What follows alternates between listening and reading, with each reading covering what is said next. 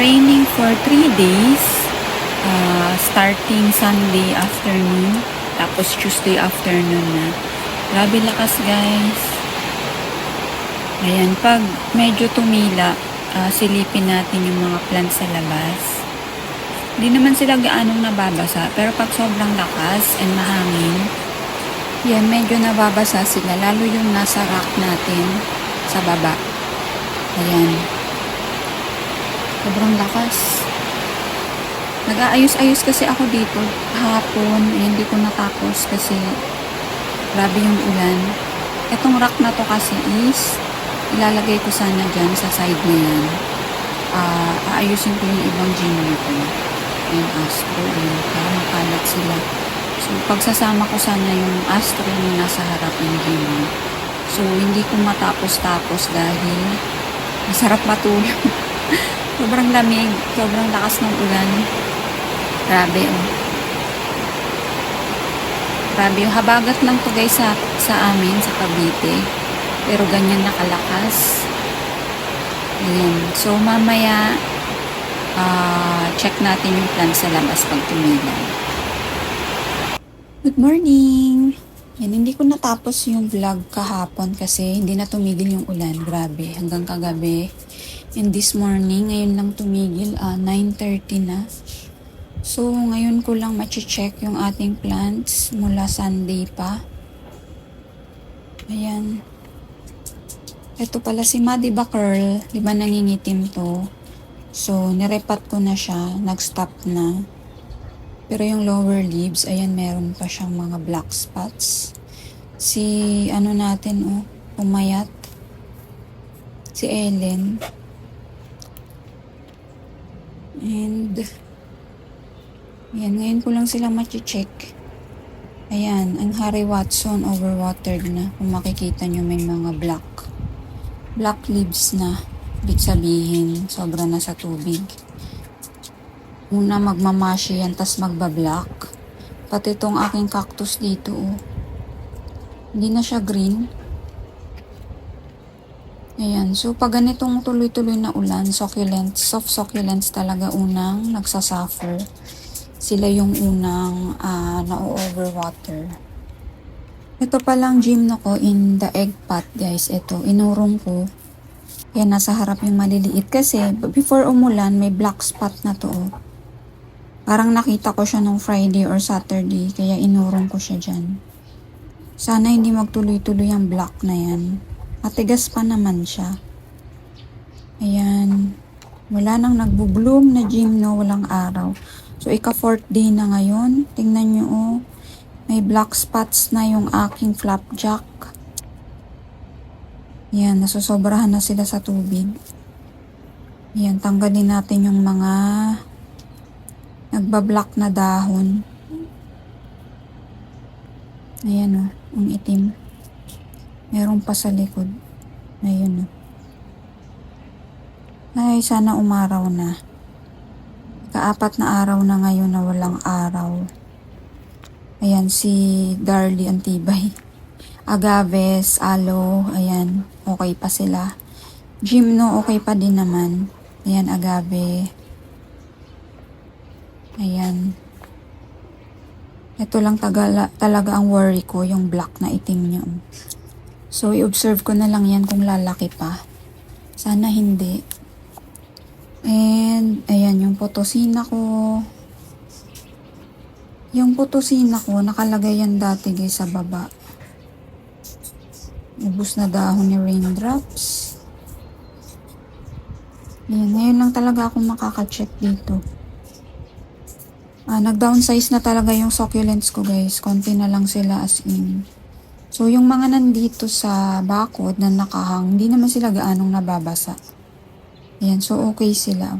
Halos lang, anggi, pag sobrang lakas ng hangin. So, ang nababasa lang talaga is ito. Super na nababasa. Yan, nasa sahig. Ito pala guys, si Purple Delight ko, tignan nyo naman. Yung pinakita ko sa inyo, sobrang taba and lush niya na. And ayan, natanggal na naman lahat ng dahon. So, ayan, problema pa rin yan sa pusa. Hinayaan ko na lang yung natanggal na leaves dyan para mag-pops. So, ayan. Si Laxiflora, ganda. Ayan, si Madiba. Ay, Madiba. Ayan, yung mga mafarina ko. Medyo natanggal yung kay Potosina. Diyan siya nakalagay kasi dati guys, sa ilalim. So, napansin ko, ay, ang ganda niya na. Stable na siya. Kaya inakyat ko siya dito. Ayan. Ayan sila. Ayan, so far, ang pinaka-apektado yung baba. Dito is okay naman. So, dito naman, syempre, di naman sila nababasa. Kulang lang talaga sa araw. Tagal na rin akong di nagdidilig. 3 days. Ito pala guys, yung Frylea ko, alam nyo ba? Nagkaroon siya ng skills, bigla, as in, ang dami. Diyan sa mga ribs niya, nagtago yung mga skills, as in. Tagal ko siyang binrush. Ginamitan ko na lang ng Clorox. Nabasa ko kasi sa group. Ayan, inanuhan ko yan ng Clorox. Kapit na kapit yung skills niyan, lalaki. Hindi ko pa siya natatanim. Pang 3rd day niya na ngayon. Yung nandito, okay na. Except this one, yung LB. Ayan, may maliliit na naman. So, yung iba is wala na. Ayan, tagal ko nang di nagdidilig. So, baka mamaya is magdilig na ako ng ibang plants. Nalanta na yung flower. Ayan. Minsan nakakatamad kasi ayos-ayos kasi walang araw. Parang nakakasad. Ayan, okay naman sila dito. Ito ngang bago nating plants is hindi ko pa rin nadidiligan.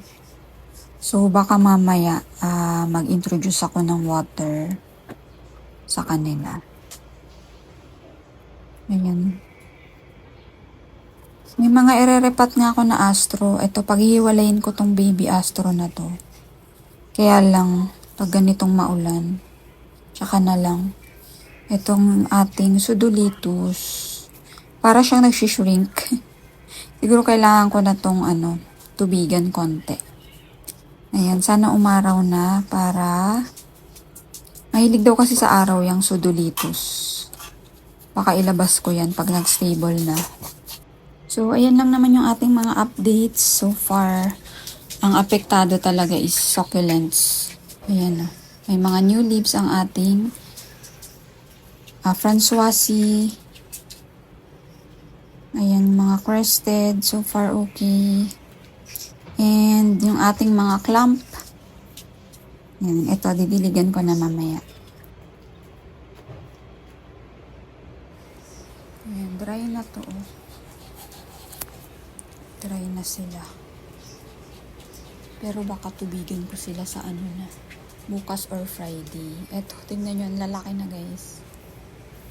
Ang bilis lumaki ng crested. Ayan o. Kaya, paghiwalayin ko to sila soon. Tingnan nyo to, ang laki na niya o. Sa 3 inches na yung height niya. Ang laki na. Ayan, kakatuwa. Itong ganda ng kanyang Ayan, yung updates ngayon. So, hoping na umaraw na and tumigil na talaga tong ulan. Ayan, para hindi naman mag-etiolate at mamutla yung ating mga halaman. And makapag-ayos-ayos na rin dito. Hindi pa ako tapos sa pag-aayos dito guys, dito sa garden. Dito sa harap. Stay safe kayo guys. Keep dry. Ayan, stay at home na lang. Canceled ang mga pasok.